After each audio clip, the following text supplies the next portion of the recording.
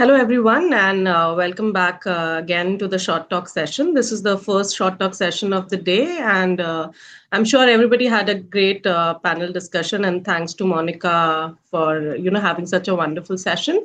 So we have four talks today lined up, and they all are quite interesting about the urban bird monitoring. So the first talk is from Vallari Sheel. She's associated with North Carolina State University and Azim Premji University. She'll be talking about her study on understanding interactions between diurnal vertebrates, birds and arboreal mammals, and tree species in Bengaluru. So over to Vallari for the first talk. Hello, I'm Vallari, a PhD candidate at North Carolina State University. Today I'm presenting part of my research examining ecological interactions of urban tree and vertebrate species in Bengaluru, India. Known these days as India's Silicon Valley or its IT capital, Bengaluru has been inhabited for several centuries and has seen some rapid urbanization in the last 50 years. As we can see in these maps, the city has expanded multifold since the 1970s, with built-up area exploding by more than 700%, while at the same time, area under vegetation and water bodies shrunk by more than 400% each. The population of the city also increased fivefold from 1.6 to more than 8.5 million. From being known as the Garden City, it now has the dubious distinction of being the second worst in the country in terms of traffic congestion. You certainly don't want to be caught in a traffic jam here. Despite this, the city still has some green cover, and the treescape of the city consists of a mix of native and non-native trees. Unlike many other cities, Bengaluru is known for its non-native flowering trees lining the streets and found in abundance in parks and green spaces, such as these pink and yellow tabipuyas that you can see in the pictures, which are from Central and South America, and the rain trees also from South America. Many of these trees and species were introduced during the British colonial rule. The rapid urban expansion of the city is in conflict with and detrimental to the city's tree cover, which has also led to many citizen-led movements for the protection of the city's trees. Despite conflicts with rapid urbanization, the city continues to harbor a diversity of urban wildlife, mainly due to the presence of these very trees. Many vertebrates use these trees, but we know little of their interactions with different tree species as food, as pollinators and seed dispersers, and for food nesting and roosting habitat. Trees such as ficus species, Syzygium cumini or the Indian jamun, and the African tulip tree are well known to support diverse wildlife in forests, but we lack systematic data from urban spaces.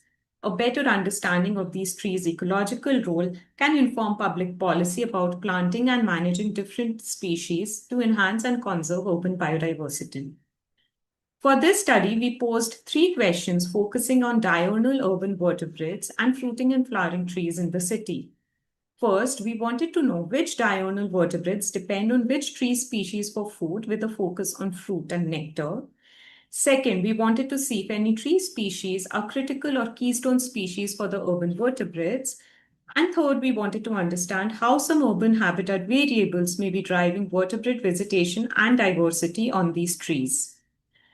To answer the questions, we first compiled a list of focal tree species drawing on known natural history information, and we ended up selecting 9 potential flower or nectar resource species, and given the tree composition of the city, all of these were non-native. We also selected 8 species as potential fruit resource species, of which 6 are native, 1 exotic, and 1 indigenous to the Indian subcontinent. We then identified 5 to 15 individual trees of each species in accessible public spaces for monitoring.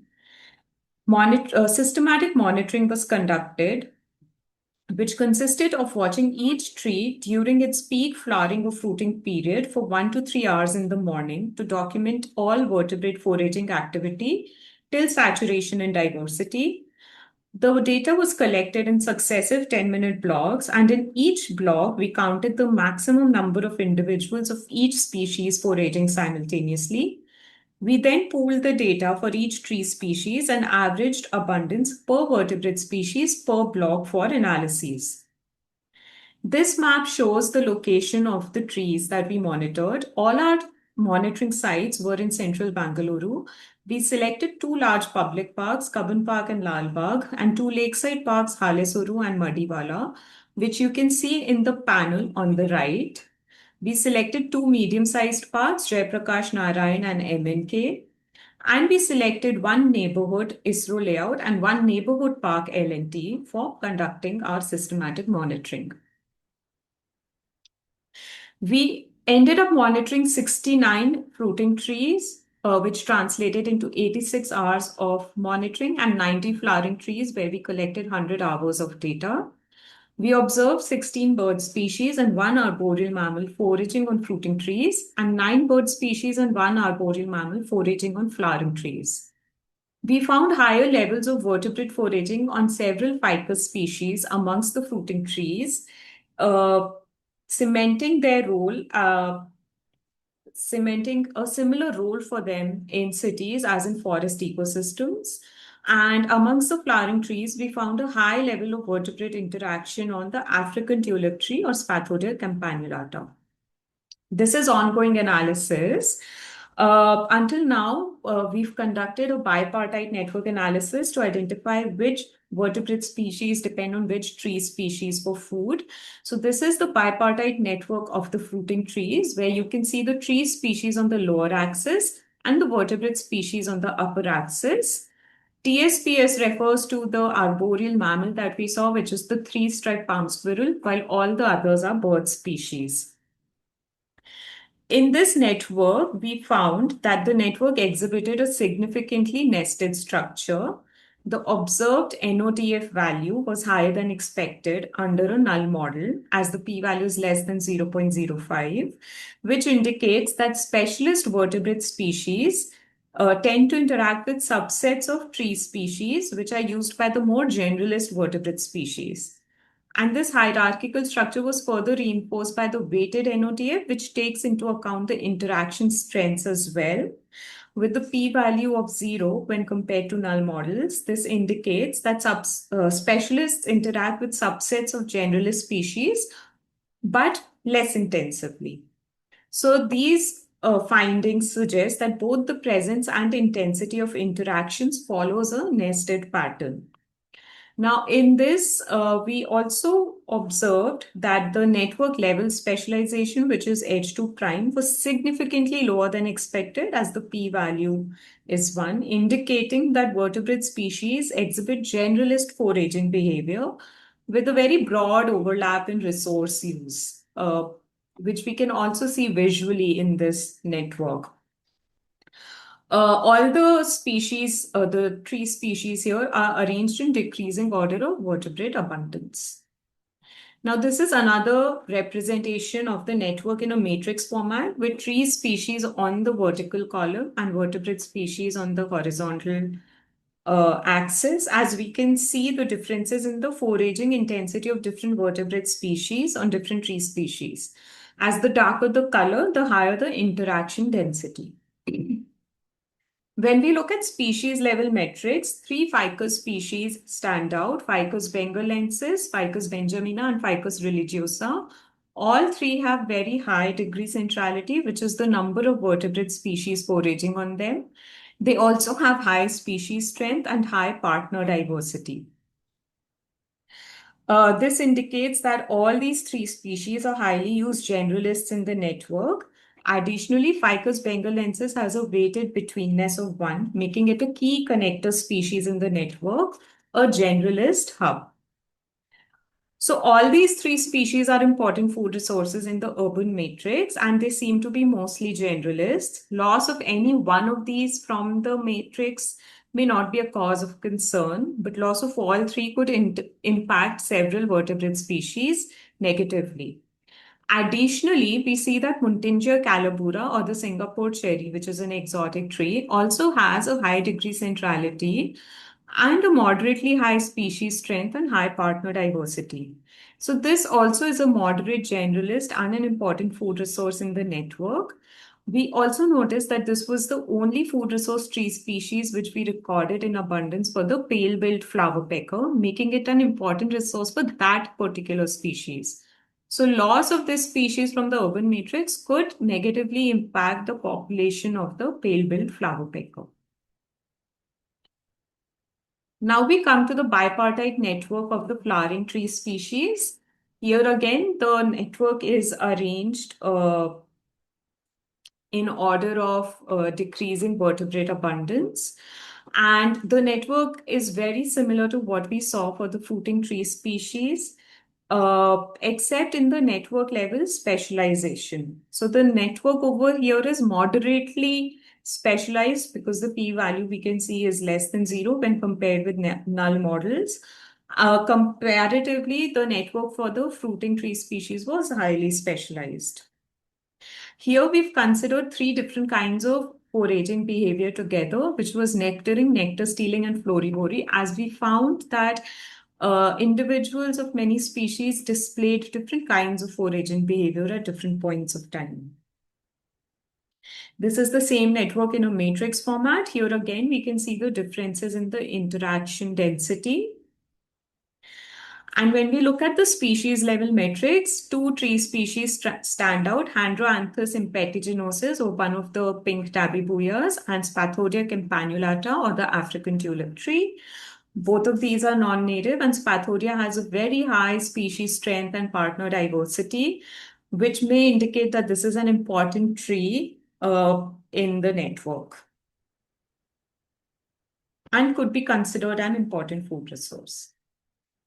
Now, in order to see the drivers which impact vertebrate diversity on the trees, we calculated the Hill-Shannon diversity index for each tree and used that as a response variable for a GLM analysis. For fruiting trees, we found that the tree species, the canopy volume, and the average number of people and vehicles in the vicinity of the tree or the disturbance were important drivers of vertebrate diversity, while for flowering trees, we found only the tree species was an explanatory variable. Amongst the fruiting trees, canopy volume had a positive impact and disturbance had a negative impact, which means that the large canopy trees support a greater diversity of vertebrates. This is ongoing analysis, but until now, we have found that there do seem to be some important fruit and flower resource tree species in the urban matrix, although they may not be keystone. Secondly, it seems that few factors drive urban vertebrate diversity on these trees, indicating that many of them are generalists and synanthropic and may not be impacted much by environmental or other factors in the urban matrix. However, we did find that large canopied fruiting trees support higher vertebrate diversity. And this is important for urban biodiversity management as we are seeing the felling and loss of a large number of old and large canopy trees, often to be replaced by saplings. So this needs to be halted if we are to maintain thriving urban bird and vertebrate diversity. We would love to hear if any of you have suggestions for analysis.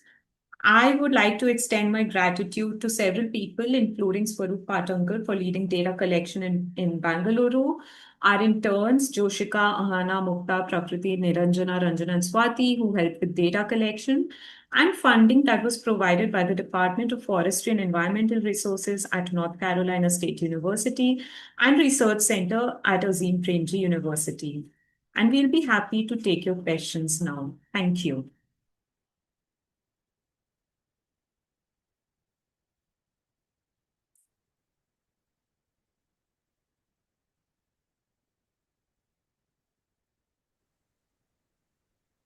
Thank you, Valerie, for the talk. Unfortunately, she's traveling and have some, internet glitch, so she'll be taking questions on Discord.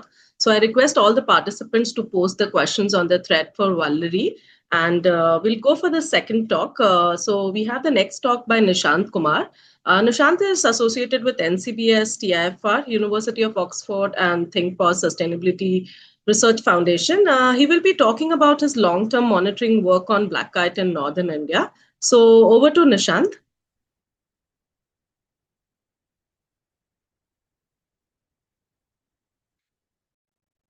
Good morning to the people gathered here for the bird monitoring symposium themed on urban birds.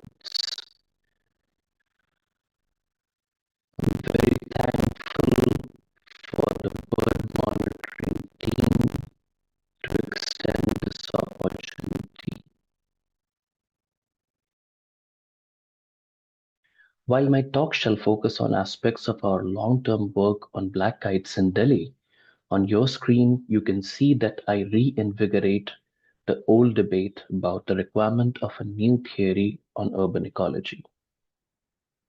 There are discussions against the requirement of such theory, and I do agree with certain conjunctures. Here, I argue that the situations where some species like kites and dogs that are off the phenological hooks, which means they're not dependent on how producers produce and where they produce, we might need to consider how specific taxa accrue new niches and continue to affect various ecosystem processes. This study is a result of diligent support of people and organizations that have allowed the formation of Think Pause via the research I started in 2008 and 9 in undergrad at Delhi University. I would specifically talk about the confusion we all share when we see certain set of urban fauna, specifically birds, as to whether they share our ecosystems under triumph or are they under ecological traps, suffering even then they are seemingly doing okay. To exemplify, we will show how this is supposed to be studied by triangulating aspects of demography, behavior, and cognition, something where my research group takes special satisfaction. Today, I will give you a gist on the history of how we linked behavior and demography while studying black kites in Delhi since 2012, and specifically focus on the cognitive components.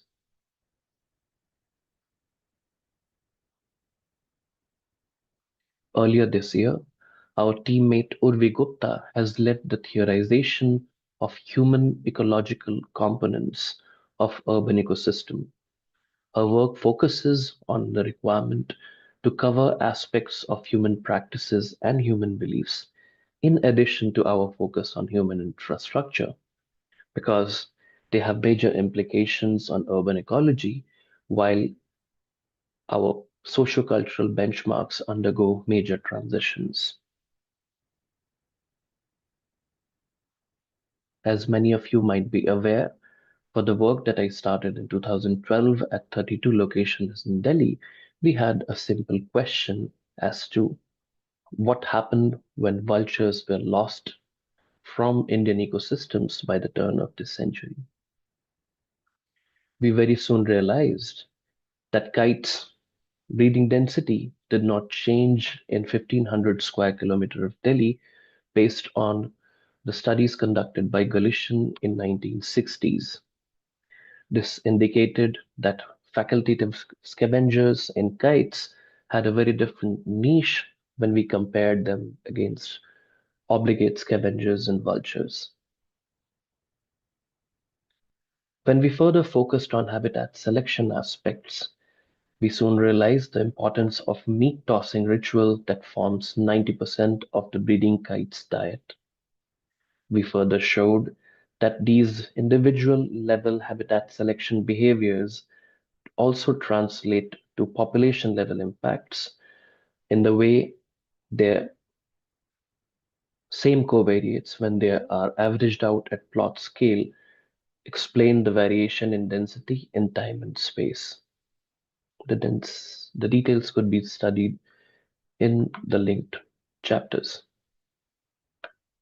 Furthermore, we also found that regionally peculiar behavior of kites when they tend to attack people around their nests were also explained by the same habitat selection covariates, which essentially means that nature does not have multiple ways to operate, and specific aspects of behavior tend to regulate multiple features in life processes of urban avifauna.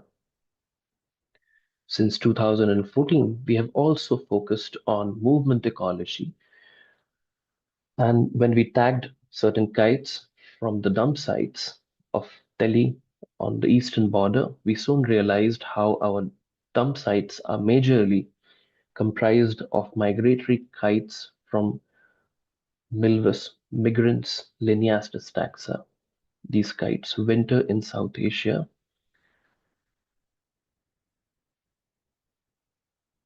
This human migratory avifauna interface is important for bird flu threats, given that India and China shall contribute to 98% of poultry consumption increase over the next 30 years. So it becomes important when I highlight the tracks of black kites from Central Asia to South Asia, which is a path used by billions of birds.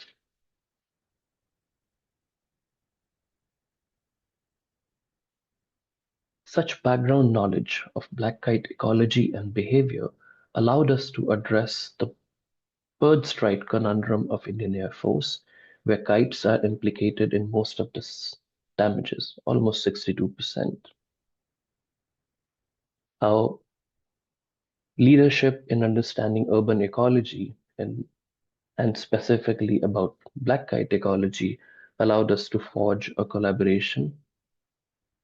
When we were given the challenge of safeguarding the Indian Air Force fleet on Republic Day parade, we suggested co-opting the meat tossing ritual that forms the major diet of breeding kites in Delhi.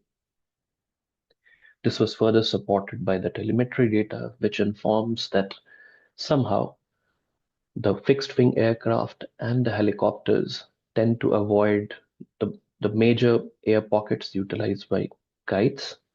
But this is a data based on a handful of birds we tagged in between 14 and 22, and probably we need to investigate this better. For solutioning, we focused on linking new and traditional meat tossing sites based on how the home range was associated with this 15-kilometer long stretch. And we executed successful intervention by tossing meats as aircrafts approached. The idea was that meat toss would disperse kites from the point locations where aircrafts need to fly. The success of this procedure has allowed it to become a standard operation procedure from the Republic Day Parade. While executing this in 2023, we serendipitously came across the benchmark of cognitive ecology of kites in terms of how they process the information landscape. For instance, you can see in this video that when we laid out the meat to keep kites enticed towards this interventional activity, they were less interested in taking the meat which was there on the sheet and more interested in taking it from the ground. Not only that, even when the meat was brushed off from the polythene sheet, kites stopped to take meat from that point until and unless it was tossed in a similar manner, like it has been done for hundreds of years at this point location in Eidgah. So this behavior of not responding or taking time to respond to a cue is called latency. And the idea that they trusted human tossing meat is called the valence of a cue in cognitive ecology. We put this under experimental protocol at 9 different locations, and we controlled for substrate and the color of the polythene to see the foraging decisions.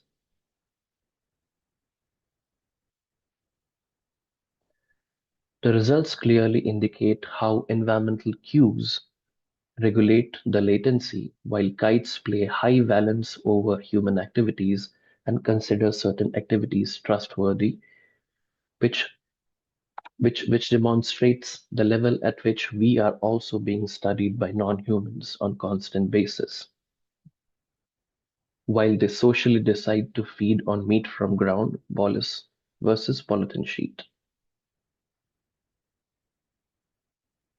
This sociality of valence is also cross-specific As you can see in this video,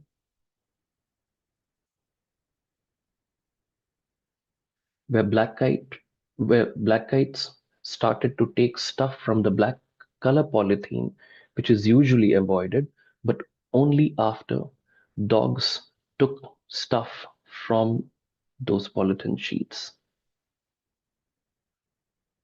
Such exploitations allow us to appreciate that foraging gills are formed, as to like how these foraging gills are formed across species. You may recall the stories of mammalian scavengers or predators following vulture flocks to locate carcasses. Finally, I sum up this talk by giving a new nudge to the traditional benchmarks of optimal foraging theory. Previously, people used to accord homogeneity in how this information about what to feed, where to feed, and when to feed is uniformly distributed across individuals. My research informs that organisms have to negotiate this in a dynamic information landscape because human dominated landscapes are under like constant change.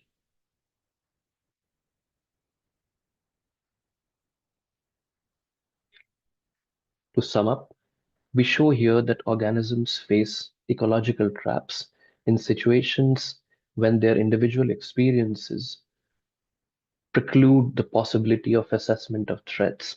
For instance, here, kite juveniles tend to congregate at these traditional meat sites, while adult kites tend to feed at these traditional meat tossing sites, and they take refuge in, in, in areas which are away from active human usage. So essentially, the future of coexistence where 65% people live currently in less than 4% of land area would depend on how ecological revolutionary traps regulate the spillage of pathogens from animals to humans, specifically in conditions when you have compromised physiology of animals or you have like compromised behavioral strategies which they execute while of taking resources from human dominated landscapes. I'll be happy to take questions. Thank you.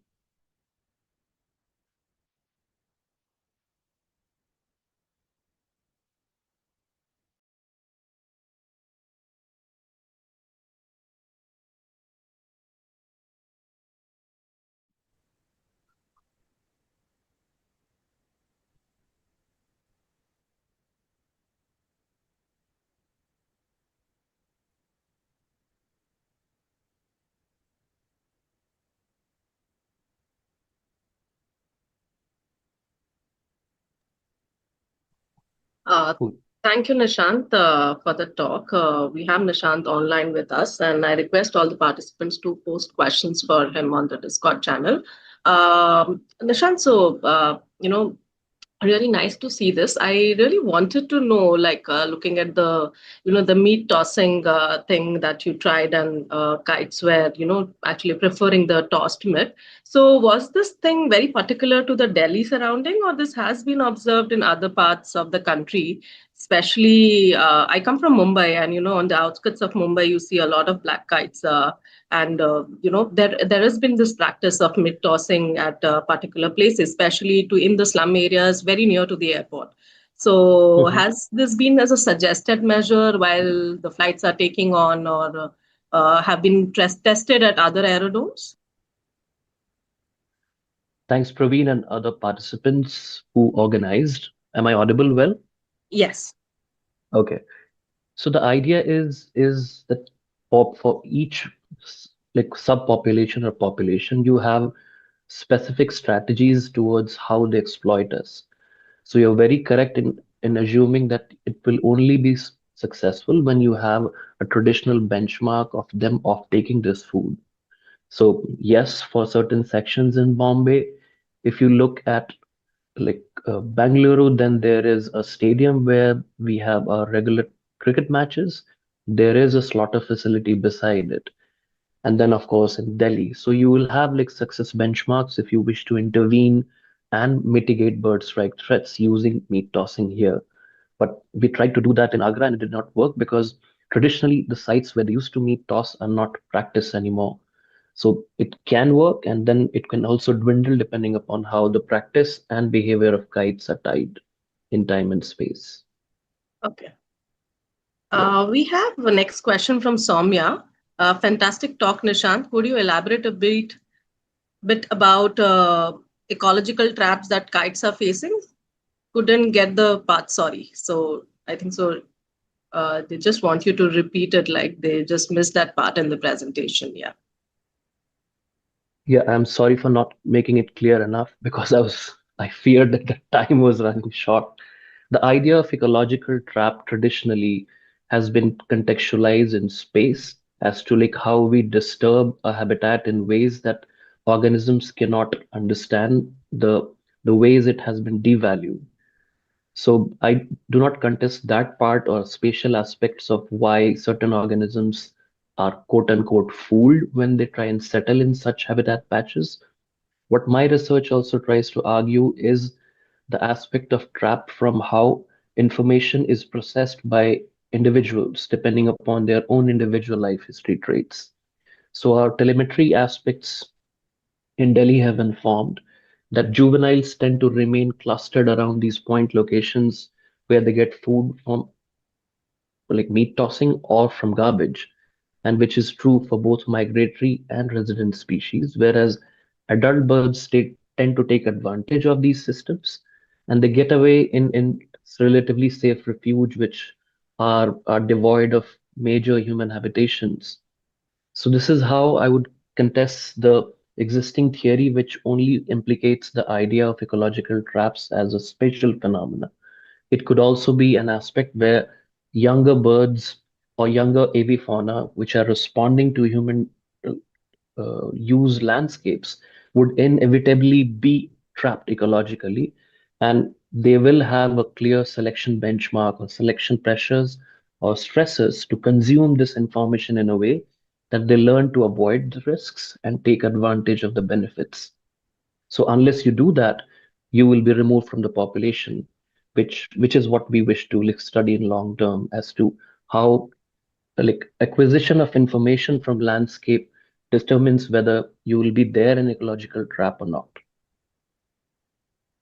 Thank you, Nishant. We have a couple of more questions on Discord and some suggestions from Preeti. Like there was one talk yesterday on the citizen science project around the meat ban for the Bangalore Aero Show. So that might be also interest for looking into it. Thank you so Mhm. much. Yeah. Thanks a lot. Yeah, thanks Praveen and others. Yeah, bye. Yeah, so we'll go on a next talk. We have the talk from Dr. Shivam Shrotriya. He is associated with Wildlife Institute of India. And Shivam will be talking about the biodiversity potential of Indian academic campuses through the most widely monitored taxon birds. So over to you, Shivam. Greetings everyone, my name is Shivam and today I am showing you some really fascinating research that uncovers the hidden and pretty surprising role of academic campuses as sanctuaries for biodiversity. When you picture a wildlife sanctuary, what comes to your mind? Probably a huge remote national park, right? Far away from everything. But what if some of the most critical spots for conservation were actually hiding in plain sight, just in your backyard? So let's start with the number 779. That's the number of bird species that have been recorded in a place you probably wouldn't expect.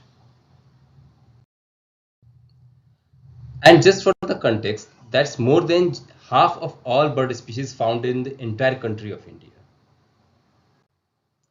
And here is the really wild part. All of them are reported from a tiny fraction of India's land, less than 0.01%, specifically the land occupied by academic and university campuses. This is the spread of campuses covered under this study, a total of 335. And on average, these campuses reported a staggering number of 88 species. That is an absolutely astonishing concentration of life. And we are not just talking about the usual city birds, the likes of sparrows, pigeons, and your crows. The list includes a good number of threatened species. I'm talking about birds like the critically endangered white-rumped vulture, cinereous vulture, which is shown here, and white-winged duck, finding a safe place in the university campuses. It suggests that these campuses are truly functioning as sanctuaries. So the big question is, how did we gather the evidence and figure out all these results? Well, we used a three-pronged approach combining these large-scale data sets. First, we had to know exactly where these campuses were. So we meticulously mapped the boundaries of 812 campuses in India. Next, we looked at a whole decade of satellite imagery to see how the vegetation changed within these campuses over time. And finally, we compiled bird sightings from a massive database. And that last piece of the puzzle is absolutely crucial. It came from eBird, collected through a massive nationwide bird monitoring exercise. The Great Backyard Bird Count. It is a global citizen science initiative held for 4 days every February. In India, it is coordinated by Bird Count India.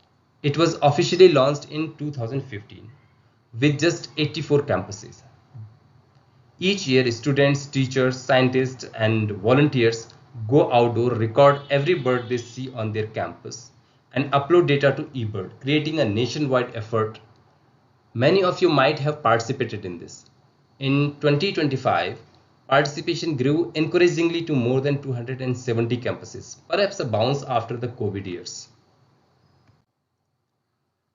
For our study, we analyzed CBC data from 2014 to 2020, covering 335 campuses. Since many campuses participate intermittently and some campuses may not repeat every year, our total number is larger than any single year's list. We received a massive data of more than 19 million observations from India in this duration, which we had to filter through for campuses and usable checklists. What this data revealed, right just from the summaries, was that more than half of all bird species in an entire country of India were finding some sort of refuge in college campuses. And these campuses make up less than 1/100th land of country. So of course, this leads to another question: why? What is it about a college campus that makes it good heaven for birds? Of course, the kind of habitat these campuses could offer. Look at that beautiful and enormous forest patch within the campus of Forest Research Institute, Dehradun. What is more fascinating about the academic campuses is that the land use change, which is a major factor in declining biodiversity in urban spaces. The land use change within the campuses doesn't follow the same pattern as overall cityscapes. We analyzed it all to figure out how the campus habitats themselves were actually changing. To do this, we used Landsat satellite imagery, comparing the year 2010 and 2020. We analyzed it all to figure out how the campus habitats themselves were actually changing. To do this, we used Landsat imagery. Now for those interested in methods, we essentially qualified the greenness of the landscape. This gives you a powerful decade-long view of ecological change, pixel by pixel. And we didn't just measure vegetation loss, we used 3 different metrics. We looked at stability, areas that just stayed green; loss, which is when green spaces get converted to, say, a new building; and we also measured gain, where non-vegetated areas were actually restored. This gives a much richer picture of what was happening. And it is this detailed analysis that led to another very important finding, revealing the unique ecological role these campuses play. On average, these campuses lost less than 1% of their vegetation over that entire decade. Now compare that to the surrounding areas, just a 2-kilometer buffer outside the campus walls. They lost over 5%. That's more than 5 times the rate of loss, which shows just how resilient these academic spaces really are. But an average is just an average.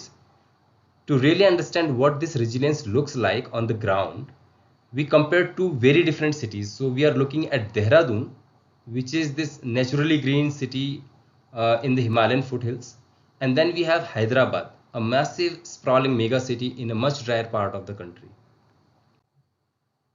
And this is where it gets really nuanced.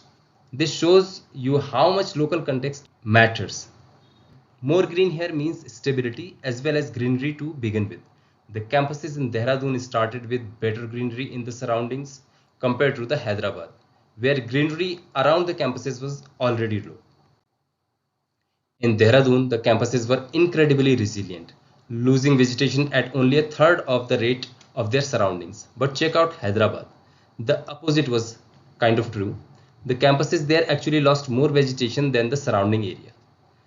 The reason could be the establishment of a lot of new campuses there, which will exhibit the same resilience in the coming years. It also highlights the developmental pressure that can exist even within these supposedly protected species. Yet overall, unlike the surrounding land, which is constantly being redeveloped, campuses tend to stay the same for a long time, and that stability makes them incredibly resilient. They are basically these little islands of green in the sea of urban change. Next, we looked at what can predict the bird diversity in the campuses using GLM. We used some 18 predictors. You can find the details of these in the paper. So I'm not going to elaborate on those. But I'll show you the results. The study found that we can somewhat understand how many bird species a campus would have based on things like its size, its elevation, and this is really important, how much green species is in this area immediately around it. So yeah, bigger, greener campuses and greener neighborhood do better. So what does all this mean for the future? The urban expansion is seriously one of the biggest threats to biodiversity on the planet. So our usual strategy of just, protecting these massive far away wilderness areas, it's just not going to be enough on its own. We have to start looking at the small pockets of green that manage to survive inside our cities. The potential here is just enormous. These campuses can act as living laboratories, not just for birds, but for a whole lot of other flora and fauna. They are not just protecting species, they can also be models for how we design other urban species. They can educate the next generation of scientists and citizens, and they are perfect spots for long-term monitoring. The prediction is that by 2050, 68% of world's population will live in the cities. Therefore, we just can't afford to overlook the small patches of green. Every park, every garden, and every single college campus has a vital role to play, which kind of leaves us with one final thought. If university campuses can be these hidden sanctuaries, what else is out there? What other managed green species, from industrial parks to military bases, are we totally overlooking right in the middle of our own backyards? This work would not have been possible without a massive volunteer force undertaking the campus bird count surveys every year. I thank my co-authors and institution for their support, and symposium organizers for providing this platform. Thank you all for attending and listening to me.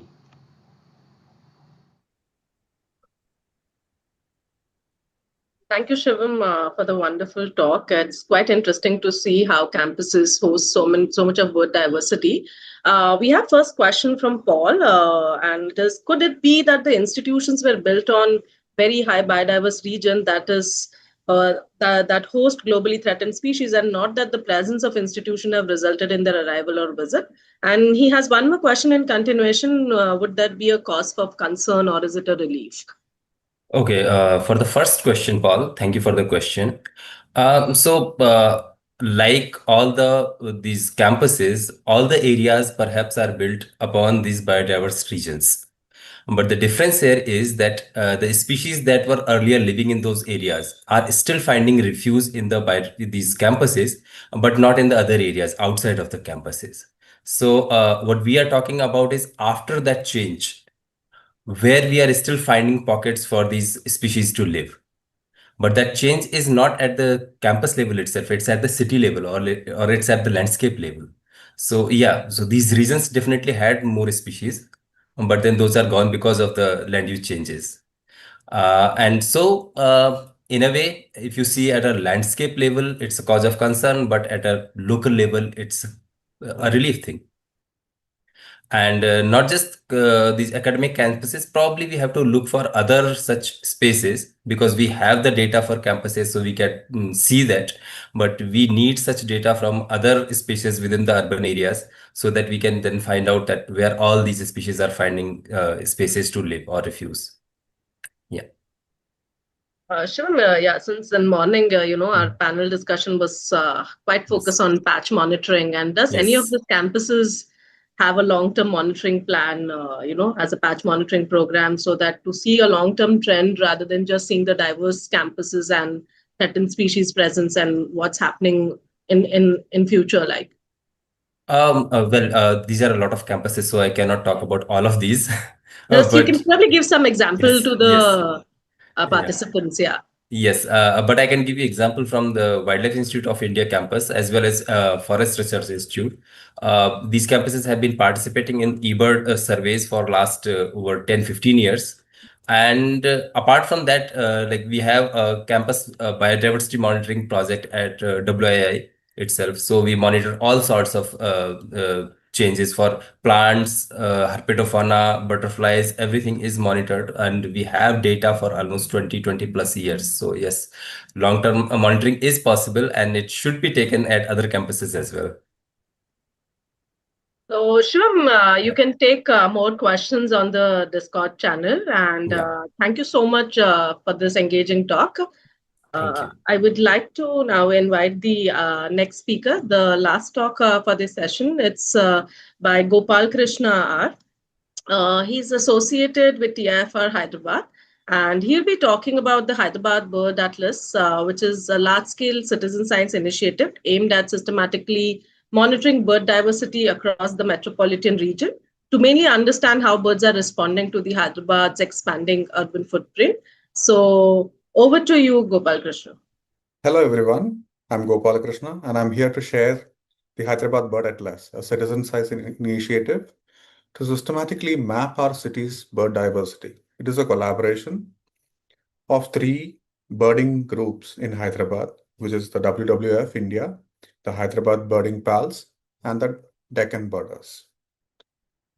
As Hyderabad is India's rapidly growing urban centers, the green spaces and the wetlands in the city are increasingly under pressure. Thus, this project is essential in documenting the biodiversity and identifying the importance of conservation. So the Hyderabad Bird Atlas project was designed systematically to map the distribution and abundance of the bird species throughout Hyderabad. So the bird surveys till now were conducted biannually, which is the winter session in February and the monsoon session in July, and intended to be conducted over a minimum of 3 years. A major infrastructure of Hyderabad, the Outer Ring Road, served as a boundary for the survey. So various habitats, including woodlands, wetlands, parks, open natural ecosystems, and the urban landscapes were assessed during this survey. HBA, or the Hyderabad Bird Atlas, has got four key objectives. One, document the bird diversity, record the presence, distribution, population trends of bird species across the urban terrain and the peri-urban landscapes of the city over a period of 3 years, identify key habitats, engage public citizen science, empower local communities, students, birdwatchers, and bring in the masses to birdwatching, and also support urban biodiversity planning. So I'll come to the methodology. Large projects like these, need a structure. We created a roadmap which involved survey preparation, a volunteer base and a coordination, training for volunteers, the execution of the survey, and data analysis and the reporting of the data. Every season of the HPA follows this cycle to ensure consistency. The first step was preparation and training. It began with the Atlas grid generation, the preparation of the HPA dashboard for the live view of the Atlas progress, and also Google My Maps for the ease of identifying the marked sites. This was followed by volunteer registration and coordination. We held several training sessions on basic bird identification of common birds, woodland birds, wetland birds, the use of eBird and Merlin, the description of survey methodology, protocol, etc., etc. We also had mock surveys, which was conducted to prepare the volunteers for real conditions. And such surveys were conducted in KBR Park, Sanjeevaya Park, Nehru Zoological Park, Kandlakoya Oxygen Park, and the various other parks within the city. To keep the volunteers active and excited, we also conducted quizzes and games online so that they also imbibe some knowledge and also keep the entire ecosystem of this birding project quite active. To have expert talks, we had panel discussions on mapping birds and making impact, and also a life among birds with expert bird watchers of the city. Here, the methodology was to divide the city into 45 cells, each of 6.6 kilometers. Each cells were even subdivided into 1.1 by 1.1 kilometers. Among them, 180 cells were selected randomly. And then each cell or each subcell required 4 checklists to a total of 720 checklists per season. So this ensures that the Hyderabad city was uniformly sampled. The journey of Hyderabad Bird Atlas started in May 2024 when the idea was discussed and the groups gathered together and then laid out a master plan. By November, volunteers were registered. December and January were utilized for conducting trainings and mock surveys. And in the month of February, our first winter survey was conducted. And in March, we reviewed the first data. In June and July, we conducted the second survey, which is the monsoon survey. So once these surveys were conducted, the data which was entered into eBird was downloaded and validated. The data was mapped along with eBird and State of Indian birds according to the categories. Generation of statistics on species, frequency, and population levels were then made. Then the massive project of map generation was done. Then collected bird images from the volunteers who have photographed them. And we created a template in Canva to present the season reports. The bulk season reports was created from Google Sheets into Canva pages. And the standardized report templates were generated. The report was then verified and the final report was prepared. So here is the survey report of the first year of the Hyderabad Bird Atlas. In winter 2025, 195 species, which amounts to 70,000 birds, were counted by 209 volunteers. And in monsoon, about 166 species, which accounts to 62,000 in count, were done by 220 volunteers. Across both seasons, we had about 218 species. If you see, coming to some insights out in the survey, the cells towards the periphery around Himayat Sagar, Bachupally were richest in the bird diversity, whereas cells which were closer to the center, like Secunderabad, Madhapur, were observed to have a reduced bird diversity. This contrast reflects in the habitat quality. And this data also suggests which could be the areas which can be improved ecologically, and also the ones that could be conserved, keeping a balance between urbanization and ecology. Bulbuls, prinias, doves, pigeons, and sunbirds are the species that adapt to many habitats. Their high distribution shows that the urban generalization and common birds dominate everywhere. And the most abundant species were the rock pigeons, bulbuls, egrets, doves, and bivalves. And they thrive in human associated and human modified habitats.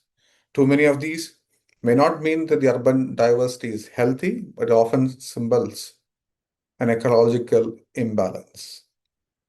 The Hyderabad city was dominated by birds that make up invertebrates as their primary diet. More adaptive, non-specialized category birds dominated the urban habitat, followed by wetland species, as Hyderabad still holds a large number of water bodies. If you look at the species count by the protection status, the Schedule 1 of the Wildlife Protection Act grants protection to 18 species identified in the survey, and as per the State of Indian Birds 2023 report, about 30% of the birds identified in the city are moderately or highly affected in India. Red-banded bulbul is the most distributed species, as you can see from the maps. Rock pigeon is the most abundant species, as you see in all urban centers. Indian peafowl, the national bird, is widespread through the periphery and the urban rural edges. The state bird of Telangana, Indian roller, is a bird which is restricted and is also a point of concern. Pied cuckoo is a species which we only noted in the monsoon surveys and not in the winter surveys. The gray-bellied cuckoos are documented lesser in the winter and more abundant during the monsoon season. The Asian quail is widespread and more intense in the monsoon season. White-throated kingfisher is a species which is stable across the seasons. The black-kite, as you can see from the maps, is concentrated towards the central part of the city and lesser towards the periphery. These are some of the species which we would like to highlight in this survey. The challenges which we faced are primarily due to restricted access. Again, with some Hyderabad holds government land, private land, defense areas, and several industries. So some of these areas to be surveyed were challenging. Rapid habitat change. Hyderabad is one of the fastest growing urban centers, and therefore disturbances were also higher in certain areas. And during the survey time, human activity, noise, and construction affected bird detectability. Several locals, when we went for surveying, were questioning why we are surveying. Is it for some other purposes? Did take us some time to convince that this is just for a survey, and were also one of the challenges. Out of the 900 volunteers registered, only 220 participated, which was another challenge which we faced. The western side of the city had a lot more number of birders and volunteers when compared to the eastern side, so that balance was difficult to manage. And skill, several bird watchers were very quick at identifying birds, and some of the team leads were slightly on the slower side. Overall, since the survey is directly linked to the common birds, this was not a major issue, but it still creates an inconsistency between the cells between of the cells for the survey quality. And communication between the organizers and 900 volunteers are large. We employed a lot of social media platforms, etc., to manage this. With eBird having the additional feature of habitat, these are some of the moments captured during the survey. And we also have some areas which require attention, which were noted. This is a set of survey selfies. I would like to thank all who have directly or indirectly contributed to the Hyderabad Bird Atlas, especially to mention all the organizers, the volunteers, the Greater Hyderabad Municipal Corporation, the Telangana Forest Department, the WWF India, Hyderabad Birding Pals, and Deccan Birders. Anyone who wishes to join Hyderabad Bird Atlas for the future surveys may visit our website and register. We are open to questions. Thank you. Thank you, Gopalakrishna, for the wonderful talk. It's really nice to see so many people coming together for me doing this atlas. So I just we have one question already from Preeti, like how you motivate more for the participation, because 200 active participants were there from the 900 registered. So and I think that will be some of the takeaway message for other people if they want to start doing an atlas in other cities, like. Thank you, Parveen. So we had a large number of people registering for this event. A lot of people just found a Google form, fill it up, and then a few people weren't genuinely interested who dropped off, but then we were still left with about 900 volunteers. So we initially started with Zoom sessions of basic training, what this project is actually about, and a filter which actually created people who are still interested carried on forward. To keep them excited about this project, we what you call had online quizzes, Google Forms, and then there is a kind of prizes, top winners. It just keeps that interest alive. And then we conducted this in different levels. We had the beginner level, an intermediate level. People, whenever we had a session on a woodlands, we'll ask questions about woodland birds. When we had an e-bird session, we asked about what e-bird and what the status is. Then we have a general question. So we asked about the state birds, where they can be seen. And we had a session about national parks, restricted areas, and then we highlighted those areas in those questions. So people who have attended that sessions, which is also something which people started following through. They attend the session, and then as soon as the session is over, we have a quiz on that. So that kept that excitement quite active. So as you see, in the first session, we had slightly lesser number of volunteers. In the second session, we were more religious about making these quizzes and then interactive sessions. So that actually caught to keep the volunteers engaged, and then that was the one of the key reasons how we could keep the volunteers active. And a lot more volunteers, after all these sessions, learned a lot about birds and have actually moved from a volunteering to a mainstream hobby as bird watching. So I have this question, like, I've been coordinating the SCIM account in the country, and there's one of this concern that, people don't want to visit the sites where to record absent data. People really want to visit the sites where there are species or where there are good number of birds. Have you come across that volunteers, this is a bigger concern of sending, whenever you want to send volunteers for doing any kind of count, they always want to go to the rich patches and where there are more birds, like. Totally. Very, very well valid stated. So Hyderabad, so if you see 900 registered volunteers and about we have 50 team leads. Hyderabad has got more than 250 very good bird watchers. A lot of the people, they said, it's birding within the city. I have one weekend day, and then in that time, if I have to spend doing birding in Secunderabad or Lakdi Kapul, which is just entirely about buildings, that is a criminal loss of my time in contributing to birding. So we did have some issues where we are working on some arrangements to also try and influence them. You see these reports, you see the contributions, a lot of this data is going to the government, and they're all very interested. So some kind of an influence is building up on them also to contribute.